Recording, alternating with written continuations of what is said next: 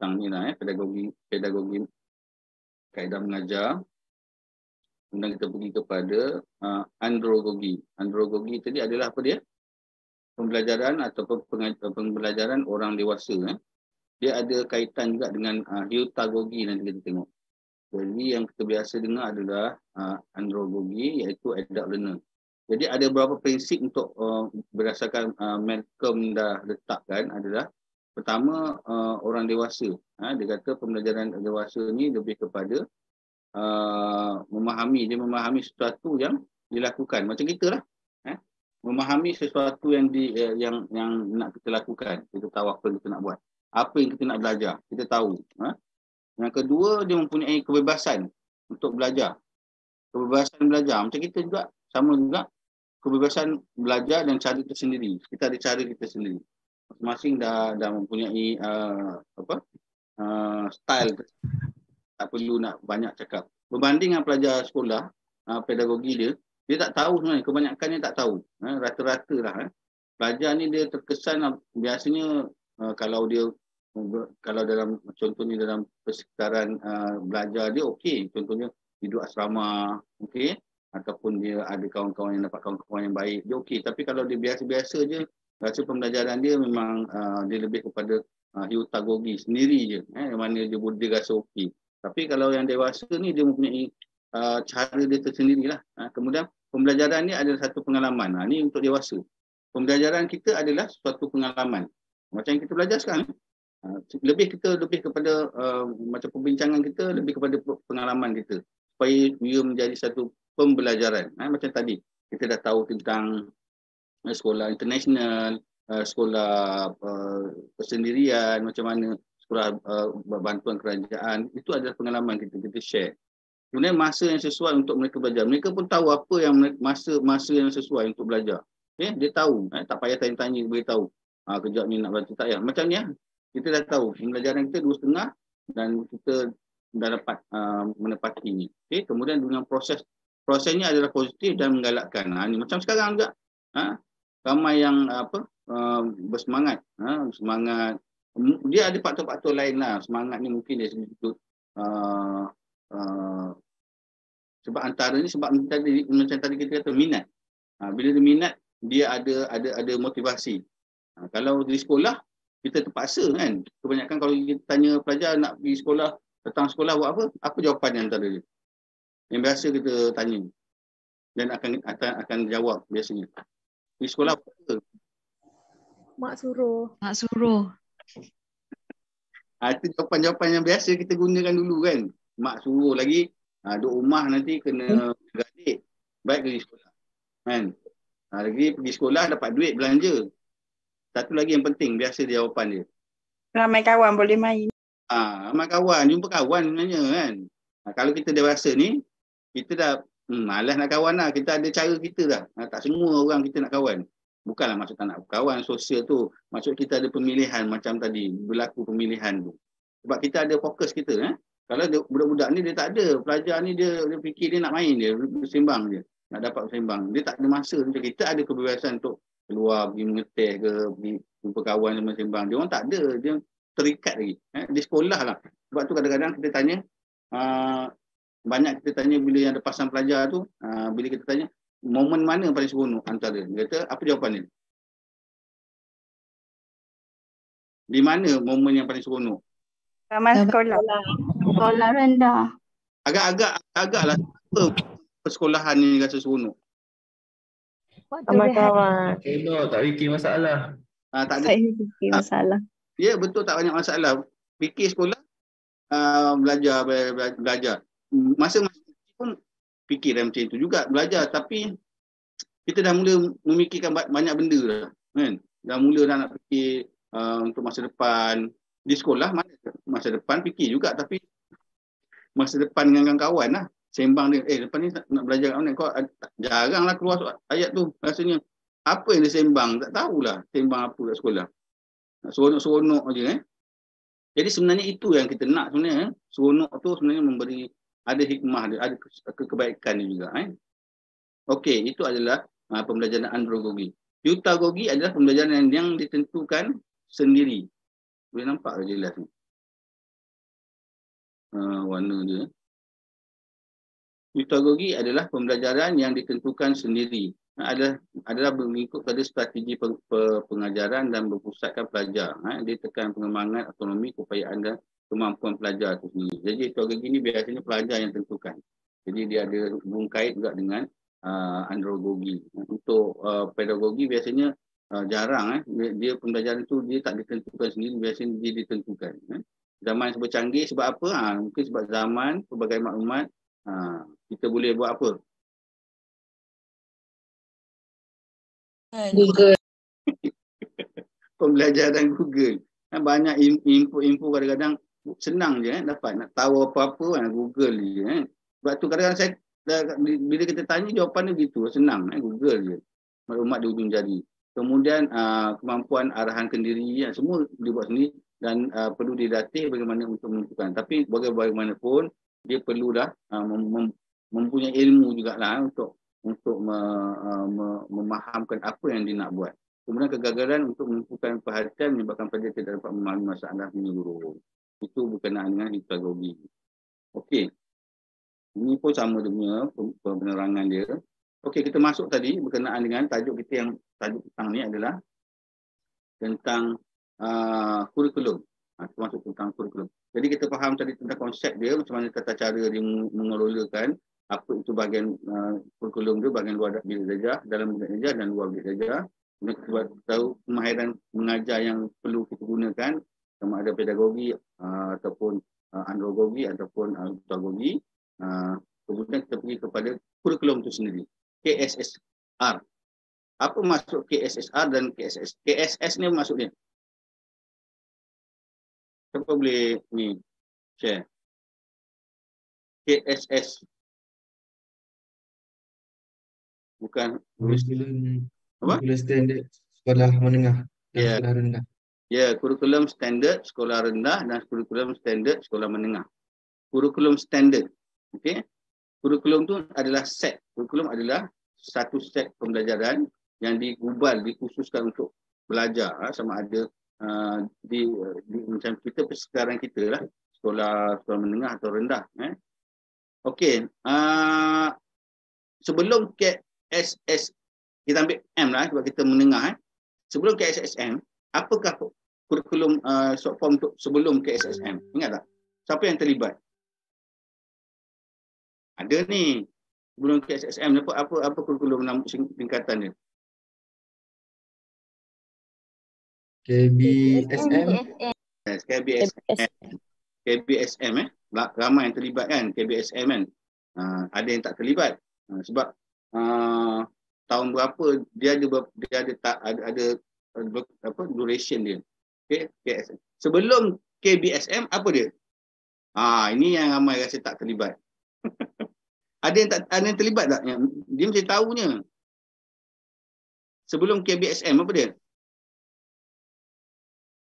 Tak benar Okay. Sebelum KBSM adalah KLSM. KL tu maksud apa? Kurikulum lama sekolah menengah. Okay. KLSM, KBSM, kemudian KSSM. Okay. Itu adalah berkenaan dengan kronologi kurikulum yang digubal. Okey. Jadi KSSM ni dah berapa lama dah? Siapa yang terlibat dengan KSSM? Ingat tak? KSSM. Siapa yang umur kalau 24 pun tak terlibat sebenarnya. Dia sebenarnya KSSM ni baru lagi, baru 5 tahun. Baru 5 tahun. Ni kohort yang kelima. Pelajar yang form 5 tahun ni adalah kohort yang pertama sekali habis. Jadi apa rasional dia? Kita tengok tak. Kurikulum sebagai usaha menyusun semula dan menambah baik kurikulum sedia ada bagi memastikan dibekal pengetahuan, bekal dengan pengetahuan, kemahiran dan memenuhi keperluan semasa mengikut cabaran abad 21. Jadi kurikulum ni digubal supaya memenuhi keperluan kehendak semasa. Itu je punya matlamat. Jadi adakah akan datang kurikulum ni akan berubah lagi? Ya atau tidak? Mungkin Ini akan berubah lagi? Ya atau tidak? Ya. Ya. Ya. Pasti. Dia mesti akan berubah. Wajib akan berubah. Kalau dia tak berubah, maksudnya kita tak akan mengikut perubahan zaman. Tapi jangka masanya bukan satu masa pendek. Biasanya 15 tahun, maksimum mungkin 20 tahun. 20 tahun pun dah banyak perubahan. Jadi setiap kurikulum yang dibina, biasanya dia akan mencakupi beberapa tahun ke depan. Supaya kurikulum yang kita bina tu dapat dipergunakan jangka masa yang panjang lah. Perubahan kurikulum banyak efek dia, kesan dia. Contoh dia apa kesan daripada perubahan kurikulum? Yang ketara lah. Apa? Bukan doa. buku teks. Yes, buku teks. Setiap kali perubahan kurikulum, buku teks pasti akan berubah. Okey? Sebab saya juga terlibat antara panel penilai buku teks. Jadi 3 tahun kita terlibat buku teks. Jadi kita melihatkan satu kos berpuluh juta, mungkin kalau anggaran keseluruhan bilion kot pertukaran kurikulum ni melibatkan buku teks. Buku teks pasti akan berubah. Mana boleh nak guna buku teks yang baru sebab sukatan dia tu dah berbeza. Okey? Dan dia buku teks ni akan digunakan berapa, mungkin 15 tahun, 20 tahun selagi kurikulum tu dirasakan relevan. Dan ada satu badan di kementerian akan tugas dia pergi ke negara-negara lain atau membuat kajian-kajian melihat pembinaan kurikulum di negara lain adakah relevan dengan kita. Bukan itu je, makna dia melihat kesesuaian tahap. Kemudian dia buat satu rangka. Bila tiba satu masa sesuai, dia akan bubuh yang baru. Okay? Jadi itu adalah konsep kurikulum yang kita dah ada di sekolah. Kemudian KSSR dan KSM menyediakan pelajar yang menjadi player global. Ini kita nak hasratlah kerajaan supaya kita boleh masuk atau pergi di mana-mana juga. Ataupun tak ada masalah pelajar kita ni boleh berdaya saing, berdaya tahan, kemahiran yang kita boleh bekalkan pada pelajar tersebut berdasarkan kurikulum kita buat. Kemudian pentaksiran dan penilaian. Ini pun kamu dah terlibat dalam kemahiran kaedah mengajar tu kan. Ada pentaksiran dan penilaian, betul tak? Ada tak? Ada kan? Okey. Pentaksiran merupakan satu proses mendapatkan maklumat, seterusnya membuat pertimbangan dalam proses pendidikan. Dan juga berbeza dengan penilaian adalah proses pengumpulan maklumat berkenaan perkembangan kemajuan dengan kaedah. Penilaian ni lebih kepada penilaian semasa. Tetapi pentaksiran dia lebih kepada keseluruhan. Pentaksiran pusat, pentaksiran bilik darjah, lebih fokus. Tapi kalau penilaian ni dia ada penilaian semasa. Contohnya kita ada penilaian formatif dan sumatif. Apa beza dia formatif dan sumatif? Kalau bahasa pun kita tahu, sum adalah perkataan bahasa Inggeris di Melayu kan, contohnya sumatif. Jadi sum ni maksud keseluruhan. Sum ni maksudnya pada peringkat pertengahan tahun, akhir tahun. Kalau formatif penilaian semasa. Contohnya setiap hari kita buat penilaian. Bila kita buat satu objektif, kita buat menilai. Contohnya kita menilai tentang tata bahasa ataupun kita menggunakan penggunaan kata nama. Contohnya kita bahasa Melayu, kata nama. Kita lepas habis pengajaran tu kita buat satu penilaian. Penilaian pelbagai cara lah. Antara penilaian yang kamu dah sedia maklum apa dia? Penilaian contohnya. Cara kaedah penilaian kita. Soal jawab. Soal jawab. Jabatan. Kuis. Boleh. Lagi secara Tulis. secara Lisan. Mendengar. Banyak kaedah. Cara lembaran kerja, itu bertulis lah. Jadi kaedah penilaian kita terpulang. Contohnya satu lagi yang lupa kita buat, Pemerhatian. Iya. Perhatian, observation pun boleh juga. Kita boleh nyatakan dalam pemilihan kita, sebab cikgu ni kita menilai dia, kita menilai pelajar. Jadi kita ada authority untuk menentukannya.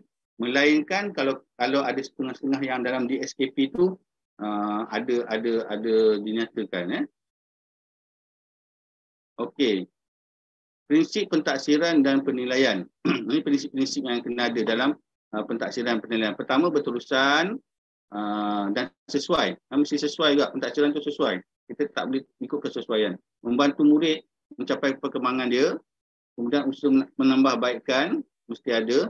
Kemudian menyediakan murid ke arah mengikut pendidikan formal. Ini pun maksudnya kalau dia tak formal, ke arah juga. Contoh bertulis, kita lisan, kita mendengar tu, kita ke arah juga ke arah pendidikan yang lebih formal. Kemudian perubahan yang pesat, kanak-kanak tidak berminat dengan kanak-kanak tidak berminat, dia tak berminat untuk dalam penilaian sebenarnya, betul lah. Maklumat perlu disahkan, kemudian punya tempoh masa yang konsisten, mengenal pasti kesesuaian bahan dengan responden, perlu ada tindakan susulan, dijalankan menurut etika, ada etika dia. Bagi kita nak tanya tentang sekolah swasta, ada buat, mesti ada buat penilaiannya, PBD ada buat sekolah swasta.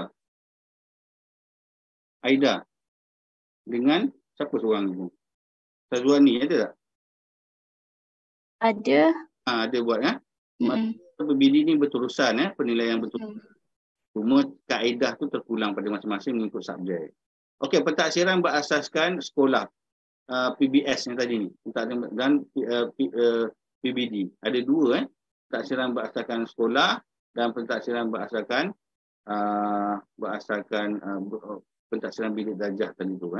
Ini pentaksiran PBS dan berasaskan sekolah. Apa beza dia ni? Ada 4 komponen. Yang ni. Okey, ini dia. Ini gambar rajah dia, senang nak faham. PBS, pentaksiran berasaskan sekolah, maknanya pentaksiran di sekolah ada 2 bahagian. Satu akademik dan satu bukan akademik. Akademik meliputi pentaksiran pusat, iaitu peperiksaan lah. Macam peperiksaan akhir tahun tu ada nama dia tak? Siapa yang mengajar tu? Ada peperiksaan nama dia tukar. Rasa swasta pun terlibat juga.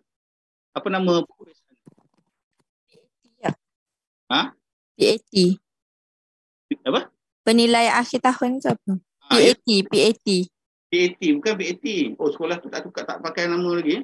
Dia ada satu nama, UASA. Ada guna? Oh, UASA ada.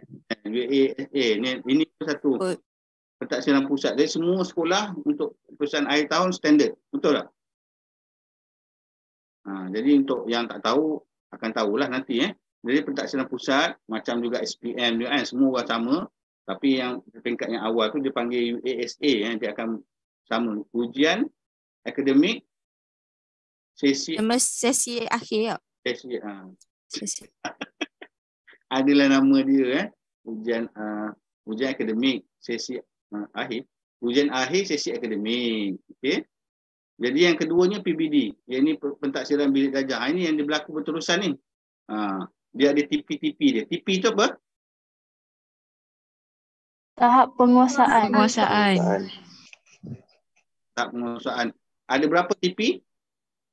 6. Nilailah sepanjang pembelajaran yang kita buat dengan pelajar tu. Kalau masalah dia, kalau pelajar tu tak datang ataupun time kita je tak datang, kita dah garang kan. Asyik nak marah je. Pelajar tu pun dah hari Isnin dengan Selasa. Hari Isnin Selasa memang dia tak datang. Macam mana kita nak buat? Kata pentaksiran berterusan, budaknya tak ada. Apa yang kita nak buat? TP1. TP1 ataupun selagi boleh sepanjang proses pembelajaran kita kena kreatif lah. Mungkin ada hari-hari kita jumpa nampak dia, kita panggil lah dia. Jadi itu bergantung pada guru punya kreativiti. Jadi kita tak boleh simply kita kata dia tak berminat atau dia, tapi mungkin ada sebab tertentu kita kena menyelami ni lah tugas-tugas guru. Okey. Kemudian yang kedua, bukan akademik. Peperiksaan yang bukan akademik, bukan peperiksaan pentaksiran yang bukan akademik, iaitu PAJSK. Pentaksiran aktiviti jasmani, sukan dan kurikulum. Ini yang turun naik bangku, pumping, tengok kadar nadi, dia ada. Ada yang terlibat? Ada buat tak sebelum tu? Maksudnya yang tak bukan KSSM dia tak ada ni. Kita ada yang biasa je kita buat kan. Kemudian ada satu lagi iaitu PPSI, iaitu apa dia? Pentaksiran psikometrik. Ini di handle ataupun diuruskan oleh siapa? Counseling. Yes, Counseling. guru-guru kaunseling ataupun kaunselor lah di sekolah. Yang ini biasanya guru-guru PJ yang menguruskan. Yang ini biasa guru-guru di sekolah lah semua mata pelajaran. Okey, ini ada tentang PISA. Kita cakap tadi tu iaitu satu akronim kepada Program International Student Assessment. Ini ada berapa buah negara? 72 negara yang terlibat penyertaan iaitu. Okey, maknanya kita bukanlah kita nak bersaing, tapi kita nak tengok kedudukan. Sebab setiap berdasarkan ujian-ujian macam ni, kita boleh menilai kurikulum kita. Adakah sesuai atau bersesuaian atau tidak dengan keadaan semasa. Okey, begitu juga dengan TIMSS. Pernah dengar antara tahun 2019 dia kata Malaysia mencetak skor tertinggi dalam matematik. Matematik satu je, yang lain kita tak tahu je. Ni ada kata tentang sains dan matematik. Sains kita tak tahu. Sebab dia trend in international mathematics and science study. Dua perkara yang yang dilihat dari segi sains dan matematik. Okey. Dalam matematik kita tertinggi 2019. Okey, boleh cari contoh nak baca ke, ada maklumat dekat internet tu Google je. Kemudian ini adalah dua jenis international punya pengujian kita boleh tengok berdasarkan apa yang telah kita rancang. Dari segi konteks besar, kita di sekolah kita mengajar, kemudian kita buat penilaian. Sebab apa kita nak tahu feedback. Dia punya apa maksud feedback ni? Maklum balas. Tujuan apa sebab tujuan kita nak tahu tentang maklum balas ni? Agak-agak apa tujuan kita untuk mengetahui maklum balas? Tambah baik. Tambah baikkan. Nak rancang. Nak rancang lagi yang mana-mana yang ada kekurangan, kelompongan tu. Okey? Ini gambar ni. Ini dah tengok kan rajah ni kan? Apa sebenarnya dia punya cerita rajah ni? Ada monyet, penguin, gajah. Tak ada. Macam mana? Perbezaan dalam pembelajaran di sekolah terdapat perbezaan. Kita bukanlah mengumpamakan dengan binatang, tidak. Ini nak bagi faham. Kalau dia lukis gambar orang, sama orang dia kan. Kalau kita ni dia ceritalah. Maknanya kita nak ajar seseorang tu sesuatu tu dia tak boleh sama. Setiap orang ada kaedah dia, ada cara dia, potensi dia tu tak sama. Ada setengah pelajar dia lambat sikit dapat, tapi dia faham, dia boleh faham. Ada yang pelajar yang kita ajar banyak kali tak faham. Ada pelajar ajar sekali dah dapat faham. Jadi kaedah tu perlu perbagaikan. Itu cara kita menguruskan di sekolah. Sebab kita berhadapan dengan manusia. Manusia macam itulah, bukan mesin. Kalau mesin senang, kita setting tu jalan. Manusia tak boleh. Dia perlukan sebab tu kita perlukan guru-guru yang bersemangat, guru-guru yang tidak putus asa, guru-guru yang betul-betul minat, passion dalam mengajar. Sebab banyak dia punya bukan susah sebenarnya, banyak cabaran. Tapi bagi yang berminat dan memang bersungguh, insya-Allah cabaran-cabaran tu rasanya benda yang biasa, benda yang biasa je sebenarnya. Bagi yang tak berminat dan kurang tu dia akan rasa lain macam lah. Slide ni, ini yang kita tunggu sebenarnya, betul? Aduh. Okey. Jadi apa kesimpulan yang kita boleh buat dalam tajuk ni ataupun slide ni? Slide keempat ni. Siapa boleh komen sikit, seorang dua? Apa dia? Apa yang kita tahu tentang apa yang kita dapat dalam tajuk ni?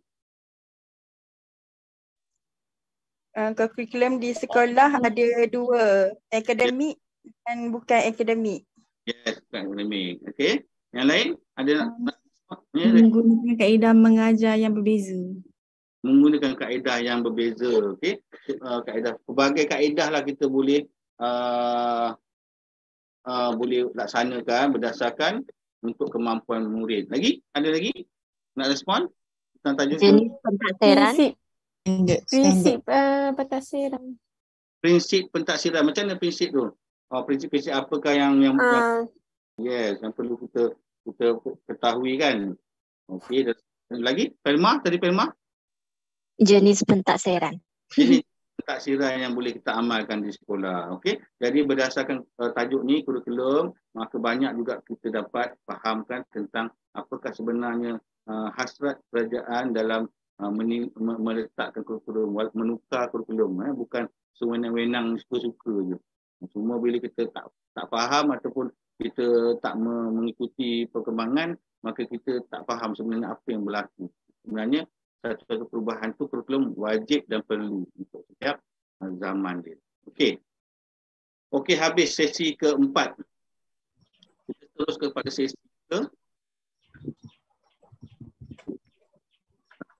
kelima. Kita sambung dulu.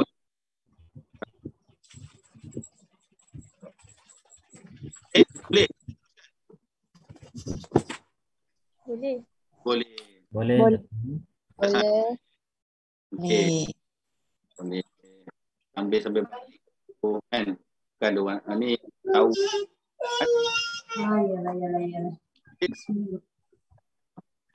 Okey, kita sambil co-curriculum. Okey, ni yang 5, 6, 7 ni dia tak ada apa sangat. Dia lebih kepada tajuk kita kepada apa tadi? Lebih kepada kemahiran sosial tadi kan. Dia balik kepada asal tu kemahiran sosial yang kita nak jelaskan sebab tajuk sekolah dan masyarakat. Okey, co-curriculum dalam kerangka sistem pendidikan Malaysia. Sebelum kita mulakan, boleh tak seorang dua menyatakan tentang adakah co-curriculum di sekolah penting atau tidak? Penting. Penting untuk kemahiran ni. Apa? Soft skill. Social skill. Okey, lagi? Penting. Sangat penting. Mas Tura, kenapa? Soft skill lah. Soft skill juga. Okey. Iza, tadi macam jawab. Mencungkil bakat pelajar. Mencungkil bakat pelajar. Betul? Sebab ramai dapat menyeimbangkan pelajar dalam segi kurikulum dan co-curriculum. Menyeimbangkan di kalangan pelajar yang aktif di dalam kurikulum. Ada juga pelajar yang akan aktif di dalam co-curriculum. Jadi untuk pada masa sama, sebab tu contohnya pelajar-pelajar yang aktif dan sukan. Normally lah kita tak cakap semua, tapi ada yang hebat. Ada yang hebat di akademik, ada yang sukan. Tapi biasanya dia akan cenderung kepada salah satu. Jadi untuk itu kita pun membuat dasar-dasar tertentu, contohnya co-curriculum di sekolah. Okey, kerangkanya, konsep co-curriculum, apa yang kita nak adalah merujuk kepada aktiviti pengajaran yang turut dilengkap dengan akademik. Apa maksud dia? Merujuk kepada aktiviti dan pengalaman pembelajaran yang turut melengkapi dengan kurikulum akademik. Maksudnya sebenarnya kita nak tengok kurikulum ni ada kesinambungan dengan aktiviti di kurikulum. Contohnya sebenarnya tak adalah biasanya macam contohnya kita wujudkan persatuan matematik dan sains, ada tak di sekolah? Ada. Ada. Apa yang ingat kat sekolah? Kelab keceriaan. Baca. Banyaklah setiap subjek ada kelab dia tak? Kelab matematik, bahasa Melayu, sejarah, geografi. Sebenarnya kurikulum tu kita nak kaitkan dengan co-curriculum Contohnya, selain itu kita letakkan unit uniform kan, dan kita letakkan sukan. Setiap pelajar kena ikut macam mana di sekolah, ingat tak di sekolah menengah dulu, sekolah masa bersekolah dulu ada 3 kan kena ikut. So, satu apa? Kelak. Satuan. Uniform, persatuan. Uniform, persatuan. Satuan. Sukan. Rumah sukan. Kan? Okey. Betul apa yang berlaku kat situ kita wajib ikut. Okey. Kemudian kalau di sekolah swasta macam mana? Hai, 2 orang je, kesian 2 orang. Tapi bagus. Sama juga. Sama juga ada juga buat juga. Sama juga. Sebab dia terikat international. Aida? Sama-sama. Sama ada juga. Okey. Info yang kita dapat sama je. Okey, kemudian ada beza satu lagi perbezaan antara aktiviti co-curriculum dengan extra-curricular. Apa maksud extra-curricular? Apa beza dia co-curriculum dengan extra? Bagikan contoh. Ada yang boleh jawab soalan ni? Soalan ni ada? Macam kelas tambahan ke? Bukan kelas tambahan. Contohnya, extra-curricular adalah aktiviti luar kurikulum. Dengan kegiatan contoh. Luar bilik darjah kot. Dia tak ada juga yang luar kurikulum, bukan luar bilik darjah. Macam pertandingan ke? Pertandingan pun dia juga. Contoh dia mengikuti pertandingan luar, contohnya pidato, bahas. Okey. Tuition. Pencapaian peringkat sekolah. Luar peringkat sekolah. Inovasi, yes, banyak Pencapaian luar peringkat sekolah.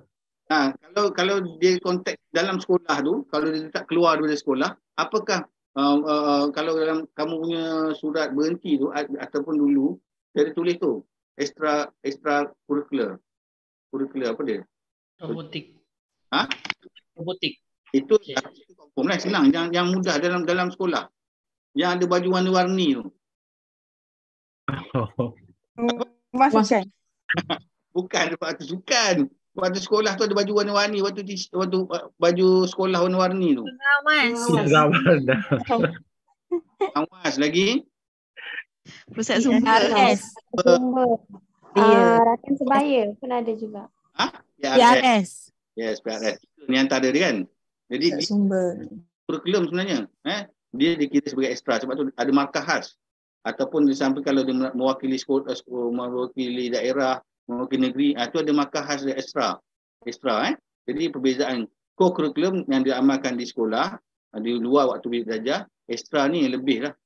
Yang luar dari kurikulum. Itu. Contoh ada satu lagi yang pustakaan buat tu, apa dia?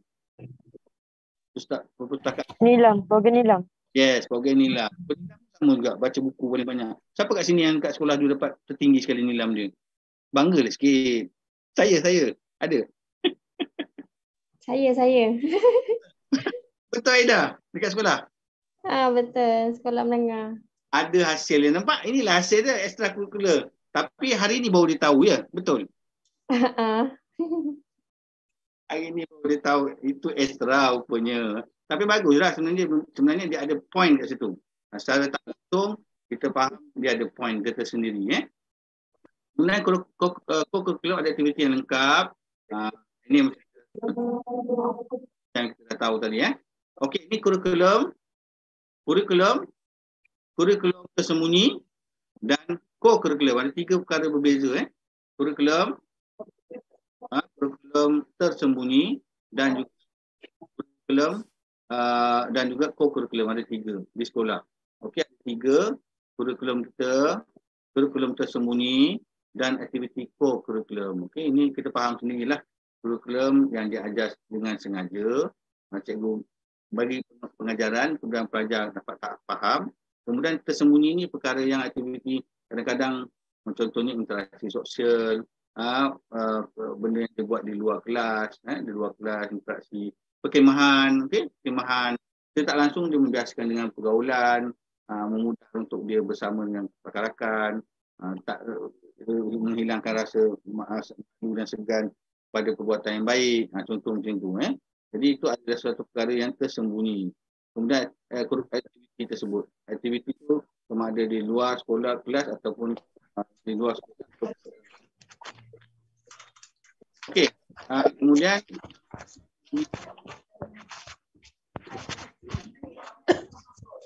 Tiga ni. bercakaran dekat situ tu. Okey, kemudian jenis-jenis co-curriculum. Okey, ni yang ni tadi kita cerita tadi tu. Ada persatuan, unit uniform, permainan olahraga. Siapa kat sini dulu pernah mewakili apa-apa peringkat negeri ke, daerah ke ada? Saya Apa-apa, Puteri apa? Wakil apa dulu? wakil tilawah. Tilawah, alhamdulillah. Itu di bawah apa? Persatuan ni, dari Islam. Pendidikan Islam. Pendidikan Islam. Okey, ada lagi yang lain? Saya pernah ke antarabangsa. Antarabangsa peringkat apa benda tu? Faham? Sukan. Sukan apa? Olahraga. Track and field. Olahraga. Apa acara favourite tu? Jarak dekat 100 meter dengan 200. Oh, okey. Dia punya medal-medal digantung di rumah. Ya. Bukan kemenjadian kita. Jadi kita mengharapkan satu contoh yang baik. Yang lain ada lagi? Saya pernah ke antarabangsa. Amira, apa di Amira? Pertandingan sains di Korea. Oh, di Korea. Tahun berapa tu? Tahun 2008. Oh, pergi berapa sekolah pergi? Bukan berapa sekolah, negara. Oh, yelah, kita mewakili Malaysia berapa ramai? 6 orang sahaja. Satu sekolah ke lain-lain sekolah? 2 wakil Kelantan, 2 wakil Penang, 2 wakil Perak. Oh, okey. Ini kira wakilnya lah kepada Malaysia. Wakil Malaysia. Hebat. Okey, tahniah. Ini satu contoh lagi. Ada lain? Wakil-wakil. Datuk saya. Macam mana? Saya pernah pertandingan pidato tapi kalah lah doktor. Tak apa, mana sampai peringkat?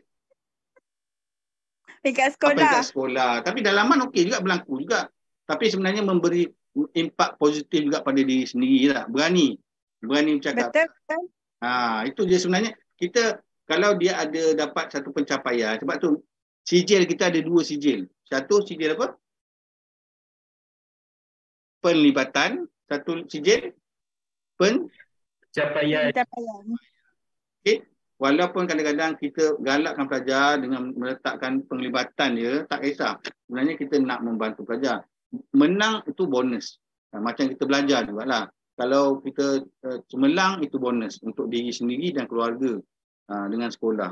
Kalau dia belajar habiskan tamatkan pembelajaran sampai tingkatan 5 pun itulah cukup baik lah. Kita harapkan dari segi peringkat kerajaan.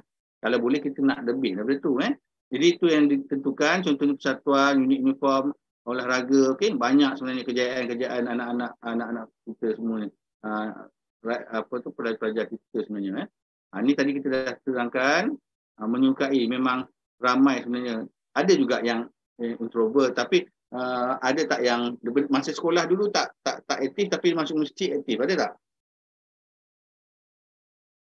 Ada juga kan? Yang ada doktor. Yang sekolah aktif tapi masjid aktif, ni ada, mestilah ada kan? Pasti ada kan? Yes, sebab kita mengetahui bahawa kepentingan terhadap proses co-curriculum itu sendiri. Okey, kemahiran insaniah. Yes, kita masuk kepada soft skill tadi tu. Ada yang cakap soft skill tadi. Kemahiran insaniah di universiti dikenali sebagai kemahiran insaniah. Betul tak? Okey. Ataupun dipanggil soft skill lah dalam bahasa Inggeris. Dia ada 3 tu kemahiran tu. Contohnya kemahiran generik, kemahiran apa lagi yang biasa cakap? Kemahiran generik dengan kemahiran satu lagi tu. Lupa lah. Jadi ada, tapi yang kemahiran generik ni kemahiran yang diperlukan di dalam sesuatu bidang. Contohnya kalau macam kita seorang jurutera, contohnya kita perlukan kemahiran-kemahiran apa. Kalau kemahiran seorang juruteknik ICT, kita perlu kemahiran-kemahiran apa yang kita kena perolehi. Setiap kemahiran tak sama. Itu antara je kemahiran generik. Aspek generik masing-masing. Kemudian insaniah dipanggil juga soft skill. Di universiti kita kenali dengan insaniah. Banyak dibuat. Sebenarnya kemahiran insaniah ni lebih kepada, ada beberapa kajian menyatakan keperluan kepada kemahiran insaniah melebihi daripada kemahiran akademik. Bukan melebihi lah. Di peringkat luar. Sebab kemahiran ni adalah kemahiran yang dilihat. Kemahiran akademik kita dia tak dilihat lagi. Macam kita pergi interview, kan?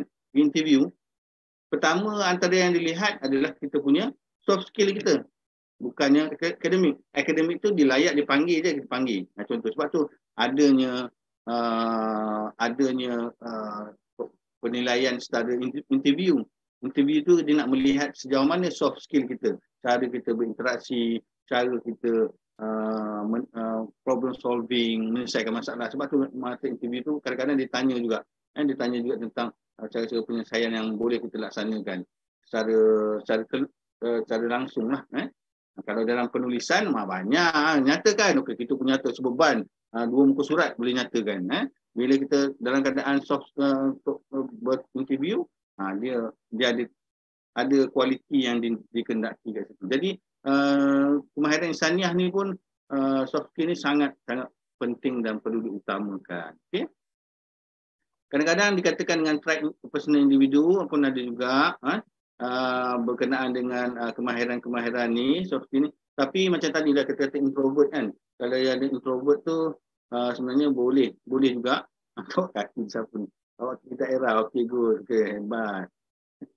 Okey, jadi maksud dia dari sudut personality individu memainkan peranan, tapi kita benda ni boleh diasah, dipupuk dan diuruskan, boleh diuruskan. Tapi dengan syarat ada kesedaran untuk berubah. Kalau kita ada kesedaran, insya-Allah mudah. Okey, jenis-jenis kemahiran insaniah. Ini jenis-jenis insaniah ada komunikasi, pemikiran kritis, okey, bekerja dalam pasukan, pembelajaran berterusan, etika moral dan juga kepimpinan. Okey. Antara yang kita nak lahirkan kat sini adalah bekerja dalam pasukan, kepimpinan. Dalam pembelajaran kita sekarang ni pun kita akan buat. Itu kita nak tengok nanti komunikasi kita dalam kumpulan, pemikiran kritis kita. Okey. Ini pun akan kita gunakan juga dalam pembelajaran kita sekarang. Okey. Baca buku ni, kemahiran insaniah. Kalau rajin nak cari, bolehlah. Ada buku tentang perspektif pelajar berbagai aliran. Ditulis oleh Iwan Fariza, Muhammad Mahzan, Awang.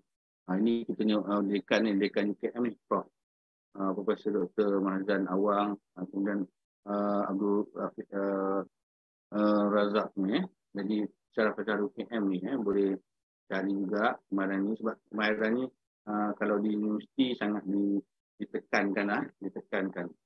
Dah lama dah, sejak beberapa tahun kebelakangan ni dah mula ditekankan juga. Okey, kemudian beri pendapat anda tentang kerangka kajian ini. Okey, kerangka kajian ni apa kerangka konseptual ni? Biasanya apa pendapat anda tentang kerangka ni? Boleh respon.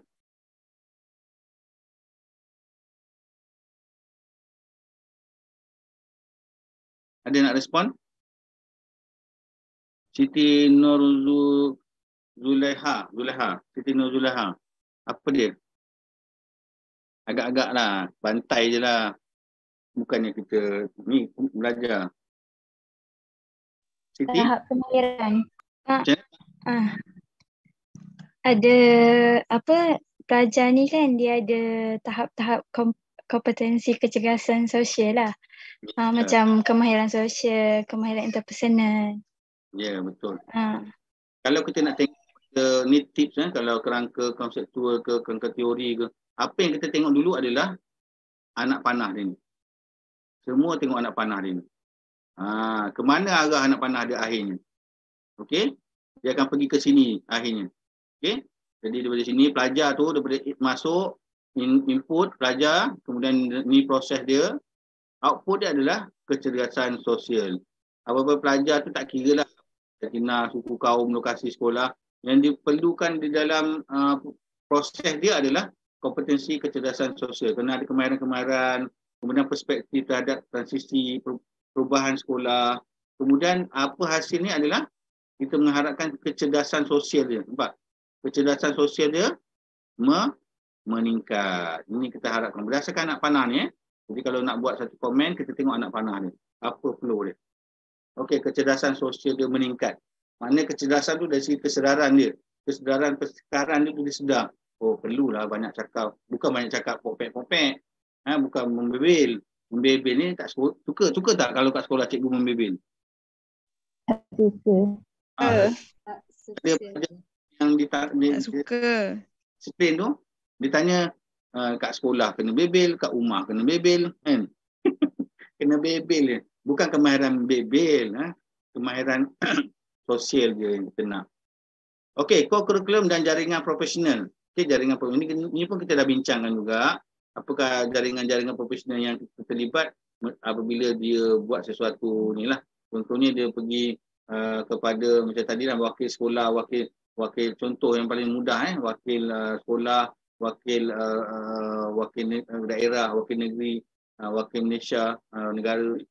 Jadi dia membina hubungan profesional secara tak langsung, membina hubungan profesional dalam bidang berbagai bidang. Kemudian jaringan, dia pun melakukan jaringan, jumpa kawan-kawan yang baru, guru-guru yang baru, dapat melihat pergi sekolah-sekolah, tengok pelajar lain, sekolah lain buat macam mana proses. Jadi dia ada berlaku dalam kepala dia fikir, oh, dia kadang-kadang kita tak nak dia fikir dalam bawah katak bawah tempurung kan. Dia kat situ je. Jadi kita tahu. Perlunya ada kepada jaringan profesional. Jaringan profesional. Ini macam kita anda ni soalan dia yang kita dah tanya tadilah, NGO dengan GO tadi tu kita dah tanya pun dah. Ada yang banyak yang terlibat sebenarnya. Jadi perlu dari segi kita pun yang dewasa pun perlu melakukan beberapa jaringan profesional supaya kualiti-kualiti yang kita rasa orang lain ada, kita pun boleh ada. Itu yang kita harapkan di samping kita dapat melihat situasi sebenar. Isu-isu co-curriculum bincangkan. Okey, antara dia apa tentang pelibatan pelajar. Kemahiran guru dalam pengurusan co-curriculum, pencapaian pelajar, fasiliti pengendalian KOKO. Kita panggil KOKO lah KOKO. Peranan PIBG. Okey, ada tak nak respon tak dalam isu-isu co-curriculum di sekolah? Walaupun semasa ataupun yang pengalaman kamu berdasarkan pengalaman. Ada tak nak respon apa-apa? Ikutkan pengalaman ni kan? Pengalaman. Kalau macam nak join ni pun pertandingan-pertandingan kat luar ada, jadi kita kena ada latihan-latihan sekolah. Jadi kalau ada latihan kita tak masuk kelas. Contohlah. Itu dari sudut apa? Penglibatan. Penglibatan pencapaian pelajar pun jadi macam ada kesan, ada kesan sebenarnya. Saya aktif. Ada ramai lah sini kan, contoh dia kan. Ada tak sampai yang kena marah dengan mak, asyik main, dia pergi suka, dia bola jaring je, bola sepak je, belajar ke laut. Mulalah. Jadi penglibatan pelajar perlu diseimbangkan dengan pendidikan akademik dia. Sebab isu dia kalau pergi wakil daerah kadang-kadang tak sampai 2 minggu lah, wakil sekolah seminggu, wakil daerah seminggu. Yang masalah ni bila dapat wakil kebangsaan tu, dia akan hampir sebulan. Kadang-kadang sebulan lebih tak ada kat sekolah. Marahlah mak ayah. Pelajar seronok tak kalau tak pergi keluar berjalan. Seronok. Mestilah seronok kan. Apa yang boleh, macam kita guru kelas, kadang bising guru-guru kelas. Apa yang boleh kita buat, kita minta lah pelajar itu buat buku teks, baca buku. Itulah masalah dia, kita peringatkan dia sebagai jurulatih ke, sebagai pengurus pasukan. Jadi itu penglibatan pelajar tu kita nak, dan pada masa sama kita nak juga pencapaian akademik itu berlaku juga. Okay. Contoh yang kita boleh tengok, siapakah pemain atlet yang pencapaian akademik dan pencapaian sukan dia world class? Siapakah atlet tersebut? Nicole David. Yes, Nicole David antara Google. Nak tak percaya kita buat apa? Google. Contoh yang sekarang ni pun sama, yang basikal Rocketman tu apa? Azizul Awang Husni. Azizul Awang pun sama, dia tak silap dia tengah belajar lagi kan. Dekat universiti. Mari. Yes. Siapa lagi? Rijumari. Banyak-banyak atlet sebenarnya, tapi itu adalah atlet yang mempunyai kualiti-kualiti tertentu. Jadi susah Kita nak tapi kita boleh lahirkan, cuma kita ada, sekiranya kita berpeluang untuk menjadi coach atau jurulatih ataupun pengurus, kita pastikan pelibatan pelajar dan segi akademik pun seimbang. Okey, lagi ada nak respon lagi tentang ni, isu-isu ni. Isu fasiliti ni, fasiliti macam mana? Saya dulu training, saya memang atlet terbaik, tapi apa ada tapi tu. Tapi tu nak tahu tu. Padang rosak. Kekurangan barang permainan, kekurangan bola kadang-kadang. Banyaklah Kalau nak Padang rosak nak berlatih tak boleh. Kurang dana. Tak boleh. Ada mengalami kelukaan ataupun injured sebab padang kan. Fasiliti ada yang kena, ada injured tak? Ada mesti ada. Jadi fasiliti pun perlu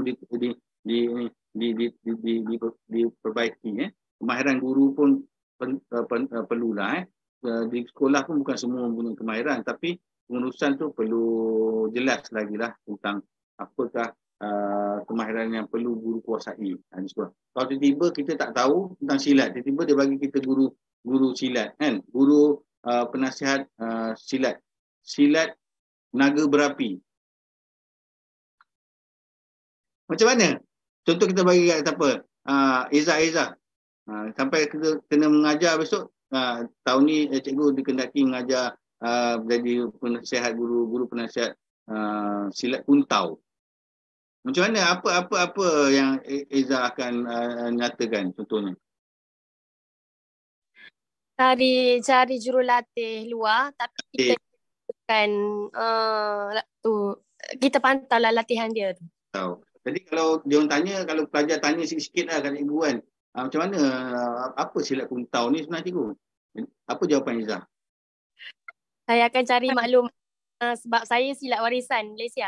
Oh, nasib baik kena pada orang di sini. Ingat dah tanya soalan tak trik tadi kan?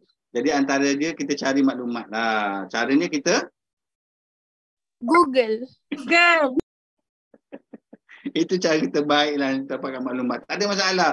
Pakai handphone je. Duduk-duduk sambil sebelum budak tu tanya, baik kita cari maklumat dulu. Okay? Itu adalah kemahiran guru yang kita boleh perbaiki antaranya. Kemudian pencapaian pelajar tadi berkaitan tadi. Kemudian peranan PIBG di sekolah sangat penting. Ini mungkin akan isu yang boleh kamu gunakan dalam kamu punya projek mini nanti. Peranan PIBG. Kita nak tengok juga isu-isu kurikulum ni. Adakah peranan PIBG itu memang memainkan peranan? Okey, kita nak tahu apa daripada sudut mana. Okey, bagaimana nak meramaikan ahli PIBG. Mungkin ada strategi, mungkin ada sekolah yang kuat PIBG dia, jadi kita nak tengok. Okey, ini antara isu-isu yang kita boleh yang di bawah kurikulum. Saya dah tahu dah. Inilah strike yang ditunggu-tunggu. Betul tak? Sekian, terima kasih. Jadi kita dah habis yang ke-6. Jadi dalam tajuk ni, slide ni, apakah isu-isu, apakah kesimpulan kita boleh buat berkenaan dengan soft skill. Soft skill, yes. Co-curriculum. Lagi? Kepentingan Kemahiran insaniah. Jenis-jenis co-curriculum. Jenis co-curriculum. Jadi dalam kerangka sistem pendidikan Malaysia, co-curriculum memainkan peranan penting di mana antara intipati untuk co-curriculum adalah meningkatkan kecerdasan sosial pelajar. Okey, kecerdasan sosial. Okey, habis. Okey, 3.5. Kita ada 2 lagi slide yang nak dihabiskan. Dijangka 1 slide 1 jam. 4.5 kita kena berhentilah untuk solat nanti. Saya rasakan mungkin lepas asar tu pukul 5 ke kita akan mula melihat kepada tugasan-tugasan. Okey, kita rehat break 10 minit dulu. Boleh? Boleh, sir. Boleh, tuan. Siap. Untuk lain-lain dah isi kehadiran, dah isi. Tengok berapa orang isi. Okey, 30. Okey. 48 orang. Ada lagi tak isi? Sila isi sementara kita rehat sekejap. Sila isi dulu kita punya kehadiran dulu. Kumpulan dah penuh dah semua. Ada yang tak isi lagi tak kumpulan? Semua dah isi dah. Okey, kita rehat sekejap dalam 10 minit. Okey, terima kasih.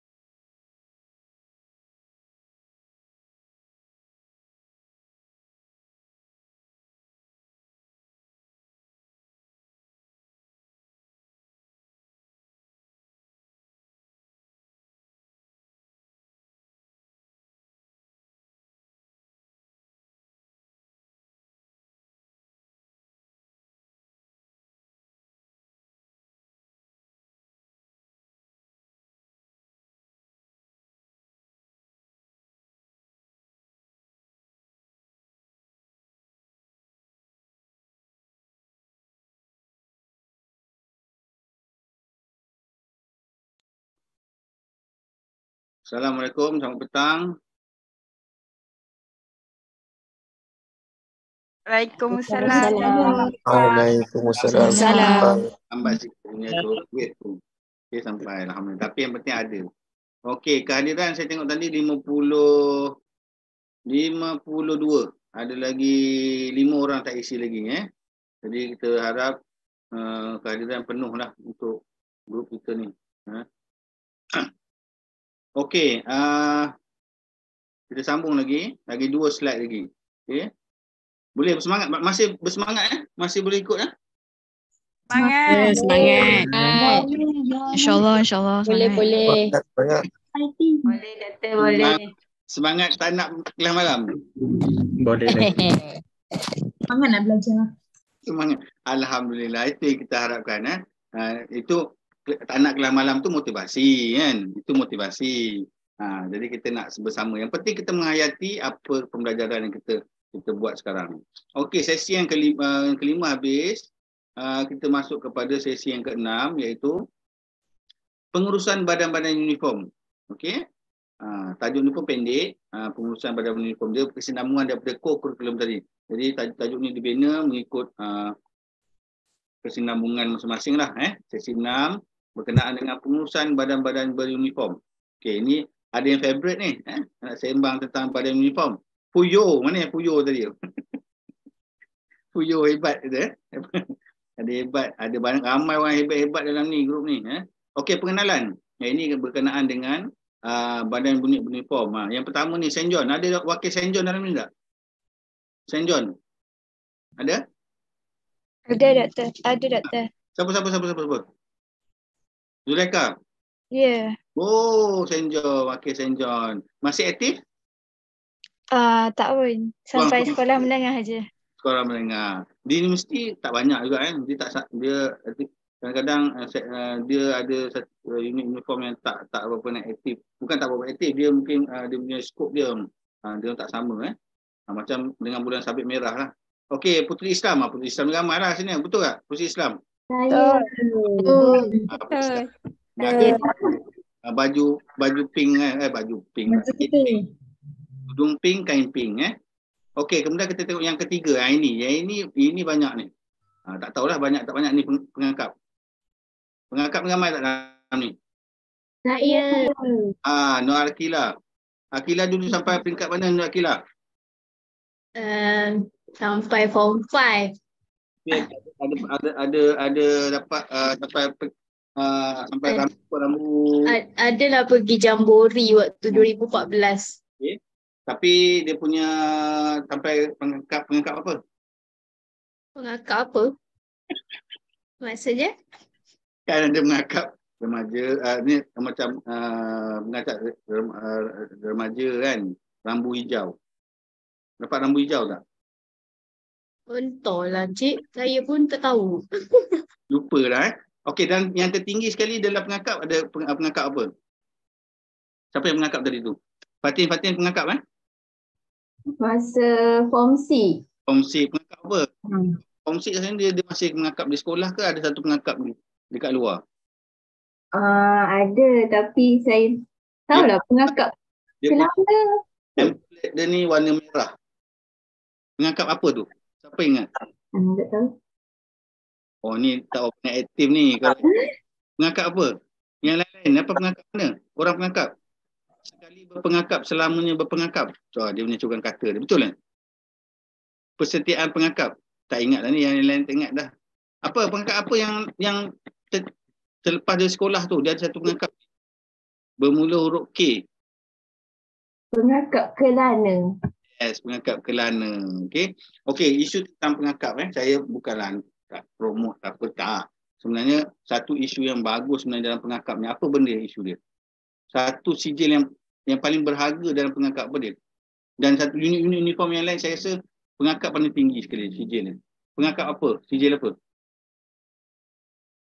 Akila? Ya. Pengangkap apa paling tinggi? Sijil apa? Sijil. Dia ada satu sijil tu. Pengangkap Pengangkap diraja. Yes, pengangkap diraja. Ada tak pengangkap diraja dalam ni? Kena tanya kan nak tanya seorang-seorang. Tak ada. Dalam set lain ada seorang pelajar pengangkap diraja. Dalam pengangkap diraja tu, kan, siapakah yang menandatangani CJ pengangkap diraja ni? Raja. Raja dan yang paling tertinggi di Malaysia. Sultan. Agung. Okey, agung tangan agung. Jadi tidak ada sijil kita, just tantangan guru, pengetua, ada pegawai daerah, kementerian ini ditantangin oleh agung. Tapi nak dapat tu memang susah sikit lah. Dia kena buat buku log 14 buku log, kemudian kena ikut dia punya program-program dia. Memang agak tough lah, tapi kualiti lah. Satu sekolah kadang-kadang tak ramai, kadang-kadang ada 7 orang, ada 4 orang, ada yang tak lulus. Buku log tu nak sediakan 14, banyak. Jadi dia ada kualiti dia. Jadi dari sudut sekiranya ada anak ke apa yang berminat besok, boleh join pengangkap-pengangkapnya. Pengangkap dia punya sijil diraja tu yang kita nak. Ada sekolah menengah lah, rendah tak ada sebenarnya. Sebab dia ni ada tata cara untuk dapat dia ataupun melayakkan dia. Okey, Putri Pandu Putri. Ada Pandu Putri dalam ni? Ada, mesti ada, semua ada. Ini apa ni? Ini logo apa ni? Untuk apa? KRS. Okey, ini Bomba. Ini Jepam. Yang ini Tak tahu. ni tentera lah apa ni, tentera darat, kadet tentera darat. Okey. Kemudian anjuran kementerian ada anjuran-anjuran. Ini kerajaan dan Kementerian Pendidikan, iaitu ni apa, darat, kadet laut dan kadet udara. Dekat sekolah ada kadet udara ni jarang ada ni. Sekolah dulu ada. Siapa yang ada sekolah dia? Ada. Okey, warna biru. Kadet polis ni ada, kadet bomba ada, kapal ni ada, Jepam. Ni, correctional. Kat mana sekolah dia ada kadet correctional? Penjara. Ada tak? Mana tahu siapa yang jawab tadi? Siapa penjara tu jawab tadi? Fadil? Saya. Mana tahu? Penjara? Saya tak ingat daripada mana. Tapi adalah saya tengok correctional dekat penjara ni.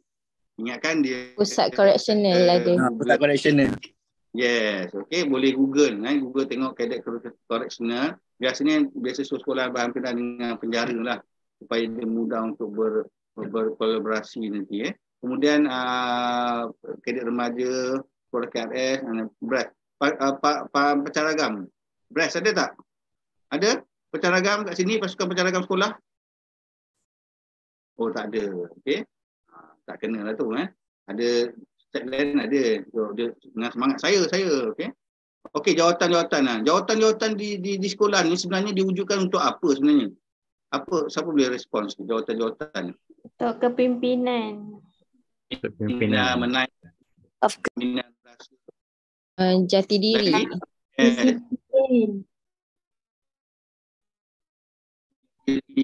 Lagi? Apa lagi? Tujuan dia mewujudkan jawatan.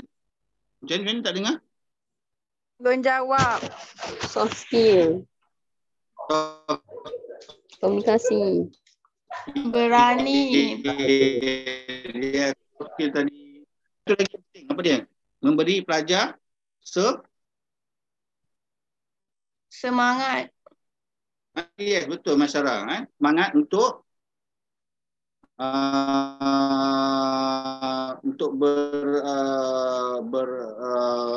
mengikuti program lah. Sebab kadang-kadang kalau tak semangat tu dia tak ada motivasi lah. Bila pakai pegawai ni, kalau ataupun dia dapat sebagai polis tu inspektor, sub inspektor, inspektor kadet, dia memang bangga lah. Kat sini ada yang paling tertinggi apa? Puyuh lah sikit. Ada tak yang pangkat tertinggi sekali ni? Pegawaran dalam ni, pegawaran KRS. Tak ada. Semuanya simpan kuku. Okey, anjuran badan bukan kerajaan, NGO. Ini tadi pengakap tadi lah. Ini rambu, ni bukan rambu hijau. Ini pengakap, okey. Persatuan pengakap Benda Puteri Islam, Saint John Malaysia Sabit, Brigade Putera Malaysia Puteri, Joyful Vanguard. Ini pun ada juga. Ini pernah dengar ni? Tak pernah. Banyak, semua tempat adalah. Kemudian jawatan-jawatan dia sama juga macam tadi, ketua trup, kalau PSM paling tinggi. Okey, seni silat mempertahankan diri. Siapa tadi silat tadi? Siapa tadi silat? Saya. Siapa? Eza. Kena pula dengan orang dia. Dulu silat apa? Silat Gayung Warisan Malaysia. Gayung Warisan. Lain selain dulu ada orang lain tak silat lain? Tak nak, tak kena. Silat, Aikido, Muay Thai, Jiu-Jitsu, Karate, Selambam. Yang ini apa benda ni? Kalau hari payat sebenarnya apa ni? Kalau hari payat ni pernah dengar tak? Pernah dengar? Seni apa tu? Mempertahan diri apa tu? India punya kan? Yes, India punya kalau hari payat. Dia macam ada satu India ni, ada lagi satu apa? Selambam ke? Selambam sini. Ya dah sama lah, lebih kurang. Jadi ini adalah seni mempertahankan diri. Banyak lagi sebenarnya, ada lagi ni yang tak disenaraikan. Banyak ada. Okey, sekiranya anda nak buka satu di sekolah besok, boleh tak kita nak buka satu? Contohnya silat, ada silat harimau berantai. Dah ada dah. Silat apa lagi? Silat naga berapi contohnya. Macam mana cara nak buka silat, persatuan silat baru? Buka aje. Kita nak berurusan dengan siapa? Biasanya fikir. Di sekolah apa? Fikir. Keko. Kita beritahu kat dia ada cadangan saya. Kalau kita yang nak berminat, biasanya fikir kuku di sekolah-sekolah memang suka sangatlah kita yang nak buka. Banyak contoh-contohnya. Kalau yang ada ni masalah ni, kalau tiba-tiba tak ada, Google dia jawabnya. Okey. Kemudian ini dia punya jawatan dia, bengkung merah. Jawatan jangkaan pelibatan guru dan pelajar. Ini jangkaan pelibatan apa yang kita dapat lihat secara tak langsung, kepimpinan, menguruskan aktiviti, membantu guru dan rakan, mendia peralatan, mengemas peralatan bersih kawasan, menepati waktu, menunjukkan minat, menunjukkan kesungguhan, mengikut arahan. Ini mengikut arahan penting juga. Kalau kita suruh dia susah, tapi kalau sebab tu ada orang yang pelajar yang minat dan bukan akademik ni, dia sanggup datang. Waktu pokok dia datang tepat waktu. Tapi waktu kelas tak ikut arahan. Jadi dia masih tak dapat lagi tu. Tapi dah lama dia dapat. Mencuba, yes, ini penting, mencuba, berani mencuba. Memberi kerjasama. Ini kerjasama yang kita dapat, penglibatan guru dan murid. Kemudian isu-isu dalam uniform. Apa isu-isu dia? Tadi pun saya tak langsung kita dah bincang juga. Bagaimana seorang guru dapat menguruskan aktiviti tadi, macam siapa kata tadi, Ezah kata, kalau tak tahu kita cari orang yang lebih tahu, contohnya Julati luar ataupun Google. Jauh mana aktiviti program dikendalikan di luar negara. Ini tadi ada yang beritahu dari luar negara, mengikut aktiviti tertentu lah kalau ada. Biasanya jambori, pengakap, NGO lah biasanya. NGO ni jarang government ni. Yang biasa yang buat ni luar negara ni NGO tadi lah. Badan Union mana kan menjadi pilihan anda? Ini pun kita dah tanya tadi lah. Sebab apa? Okey, satu persoalan saya. Kenapa kalau kita tanya ada pelajar yang kurang berminat atau aktif di sekolah? Faham tak? Tak ada kawan. Sebab apa? Tak ada kawan. Tak ada kawan, yes. Betul, tak ada kawan. Dia ikut kawan. Lagi apa sebab-sebab pelajar dia tak yakin. Kurang kesedaran. Dia tak yakin dengan dia punya bolehan diri. Okay. Tidak berminat. Malas. Pasif. Macam Mas Tura? Pasif. Memang orang dia memang tak suka lah. Itu biasa, standard. Lagi? Ada lagi tak? Kenapa? Kurang pendedahan berkaitan badan uniform. Yes, kurang pendedahan. Dia tak tahu sebenarnya macam tadi, tak tahu apa benda yang dia nak join, kenapa, apa yang ada jawatan-jawatan yang boleh dia rebut, contohnya tak ada. Yang ada galakan. Sokongan ibu bapa. Ibu bapa, galakan ibu bapa kurang. Kalau sebab apa isu dia? Sebab Koko ni dia waktu dia berlainan. Bukan waktu perdana kan. Kalau dia sekolah pagi, dia kena datang petang. Kalau dia sekolah petang, dia kena datang pagi. Jadi ada isu kat situ. Kalau yang naik van, dia kena ikut pagi pukul 7 tu. Sama dengan orang sekolah pagi. Dia kena bangun pagi. Kalau yang petang, kena balik lambat. Okey? Jadi itu antara pelajar malas untuk tapi sebab kita tak ada masa, tak ada pilihan dah. Itulah masa yang ada kat sekolah. Lagi sebab apa? Ada satu lagi poin yang penting. Kenapa pelajar dia tak minat? Kadang-kadang tak tahu kepentingan. Aktiviti kurang menarik. Aktiviti kurang menarik pun dia juga setuju. Tak ada kepentingan. Tak rasa ada kepentingan. Tak rasa ada kepentingan. Kalau minat dia lain cerita kan. Dia minat. Tapi ini dia tak minat lah. Yang tadi tu yang betul juga. Lagi? Satu lagi. Tak suka penat. Jujur Wan Jujur tak suka penat Betul. Panas. Berkawat. Asyik berkawat je. Macam cikgu pun sebenarnya ada cikgu lah. Kita tak nafikan kebolehan cikgu tu bukan semua yang tertera lah, yang hebat. Tapi dia membosankan kadang-kadang. Ada boring lah. Aku kawat je. Setiap kali jumpa kawat. Betul tak? Betul. Betul. Okey datang tengah hari, pagi, petang, siang, malam, dia datang je kan. Tapi yang tak minat ni, memang tak minat dah panas. Lagi apa dia? Satu lagi. Dapat, ni kunci dia ni. Kenapa ada pelajar dia kata dia kurang minat, tak suka? Sebab apa? Malas.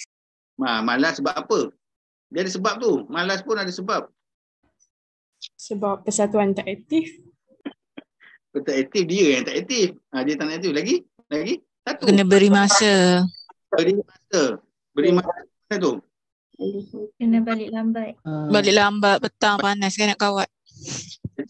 Malas satu. Lagi apa lagi? Satu lagi. Keadaan pelajar ada penyakit. Apa dia? Ada pelajar yang mengidap penyakit ya. Jadi tidak dapat. Mungkin juga ada itu ispat tu yang jelas lah. Dia tak nak tu sebab sakit tu kita tak boleh buat apa lah kan. Satu lagi. Tak ada duit kan? Sebab tak ada uniform. Tak ada ganjaran. Tak ada ganjaran. Motivasi dalaman lah ganjaran tu. Mahal uniform dia juga. Kata uniform. Duit, masalah duit betul. Satu lagi. Lemah dalam akademik. Dia nak fokus akademik. Wah, ini yang hebat ni bercakap ni. Fokus. Betul juga. Ada juga. Dia kita tanya, ada dalam set group saya, mak saya marah. Dia suruh belajar. Dia tak suruh datang pukul. Ada juga. Betul. Satu lagi. Minat main game. Minat main game di rumah. Satu lagi jawapan dia. Kita terus kepada jawapan, iaitu unit uniform tersebut bukan pilihan sendiri. Betul ke salah? Betul. Dah ditentukan. Betul? Alah, kena PBSM. Aduh, dia kata. Tak minat PBSM ni, dia kata. Tapi, siapa suruh pilih? Saya tak pilih, dia kata. Betul tak? Betul. Kerana saya tak pilih pengangkap. Saya tak minat pengangkap. Yang perempuan kalau yang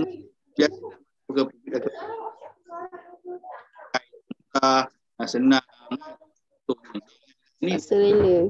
Apa lah. Itu dia itu menimbulkan kurang minat macam-macam hal lah. Tak percaya nanti kalau kamu ke sekolah dia tanya. Itu antara sebenarnya. Siapa yang pilih? Mestilah. Sebab kita ada biasanya di sekolah dia ada kota dia kan. Lambat macam Surat Agung tu lambat pilih habislah. Okey. Baru nak tengok slide ni. Inilah slide yang kita tunggu ya. Sekian. Terima kasih. Okey. Jadi dalam tajuk ni apa yang kita dah jelas berkenaan dengan isu-isu unit uniform dan juga tentang jawatan-jawatan yang ada dalam badan pengurusan badan unit uniform. Okay, ini tajuk kecil lah. Kecil. Kerana dia mendedahkan kita tentang pengurusan badan uniform yang ada di sekolah. Okay, secara ringkas. Okay, jelas? Jelas. Jelas. Jelas. Tengok jam tu. Jelas tu, tengok jam tu. Jelas tu. Okey. Okey, yang seterusnya last terakhir. Tajuk 7 dan 8. Sesi 7, 8 memang dia sekalikan. Jadi dalam tajuk ni lebih kepada isu-isu sekolah dan masyarakat. Sebenarnya isu-isu ni tadi semua kita dah sentuh juga sebenarnya. Ada beberapa isu yang kita dah sentuh berkenaan dengan sepanjang kita mengikuti 6 sesi tadi tu, ada dah kita sentuh sebenarnya isu sekolah dan masyarakat. Jadi kita akan tengok apa isu-isu yang diutarakan juga dalam tajuk-tajuk ni. Okay? Yang pertama, ni panas sikit lah tajuk dia. Apa tajuk dia? Literasi undi 18. Okey, undi 18. Okey. Bila kita cakap tentang isu di sekolah dan masyarakat, kita tak boleh terlepas daripada isu undi 18. Okey. Jadi saya nak minta anda komen sikit undi 18.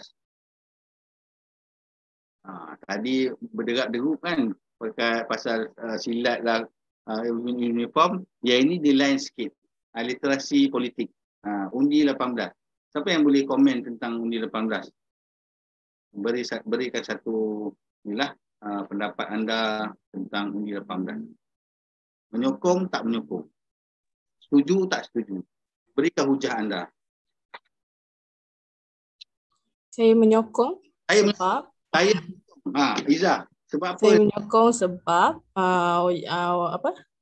remaja yang berusia 18 tahun dah boleh buat keputusan sendiri. Dia tahu yang mana baik, yang mana buruk untuk negara.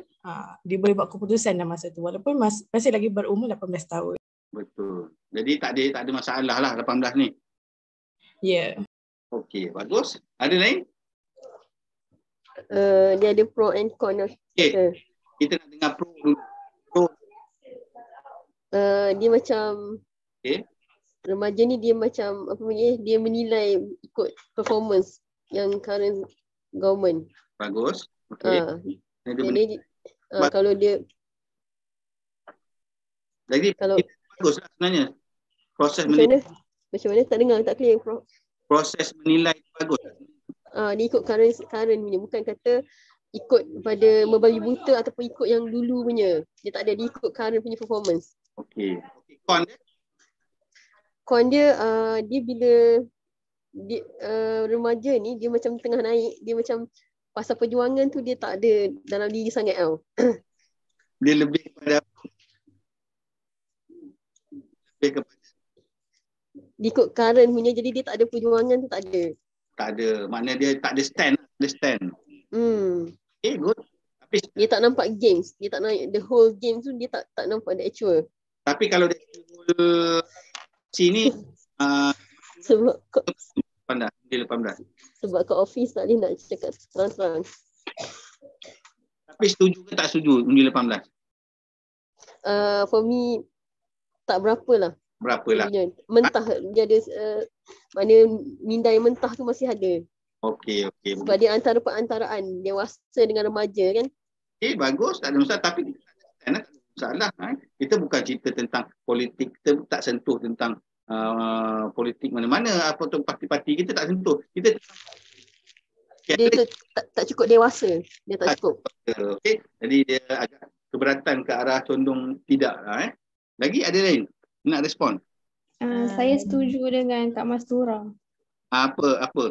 Sebab kan apa yang saya nampak depan mata sendirilah, sebab yang kanak-kanak remaja berumur 18 tahun ni dia lebih kepada macam follow influencer. Sekarang kan dah influencer kan memang banyak mempengaruhi.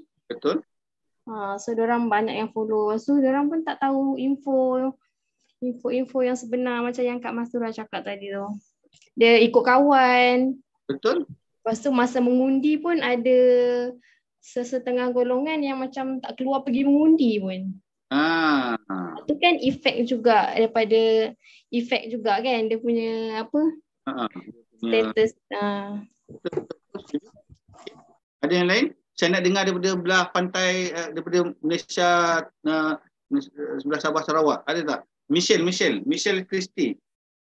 Michelle? Oh, Michelle. Boleh. Belah sana pula komen tentang politik. Isu 18, bukan politik. Isu 18 tahun.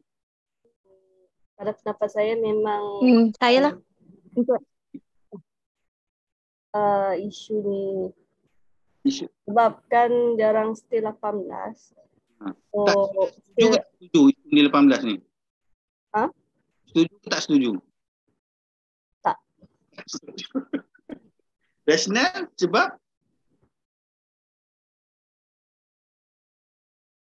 tak ada sebab. Sebab jarang stay tak faham pasal isu politik dengan lebih jelas lah. Ya betul-betul setuju juga. Mungkin antara dia tak strong lah dari segi dia punya tu. Dia punya jati diri dia. Okey, sabar. Mana kita punya ni? Kita punya pengulu. Ridwan, macam mana? Sama pandangan dengan Michelle tadi. Ya, sebab mereka ni baru di pas umur 18 kan. Orang baru habis dari bangku sekolah. Jadi ada orang kurang terdedah dengan isu-isu politik ini dan mereka hanya banyak habiskan masa dengan belajar. Iyalah, betul. Jadi dari segi pemberian undi itu mereka kurang itu. Ada kesan negatif kat situ kan? Betul.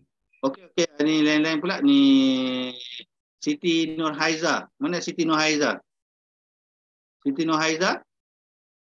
Daripada saya, Doktor. Kita macam mana? Apa pendapat anda?